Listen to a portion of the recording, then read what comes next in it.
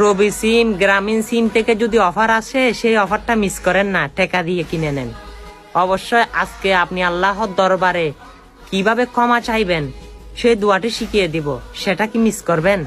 আমার মনে হয় যারা ইমানদার তারা মিস করবেন না, তারা ঠিকই দেখবে।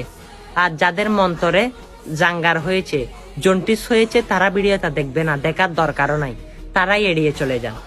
আজকে আল্লাহর দরবারে ক্ষমা চাইবে। আস্তাগফিরুল্লাহ। তওবা করতে দেরি করো না, কারণ মৃত্যুটা হঠাৎই আসে। আস্তাগফিরুল্লাহ বেশি বেশি পাঠ করুন। আপনি হয়তো ভাবতেও পারতেছেন না, এই ভিডিওটা যদি শেয়ার করে দেন, আল্লাহর দরবারে কতজন ক্ষমা চাইবে আপনার কারণে।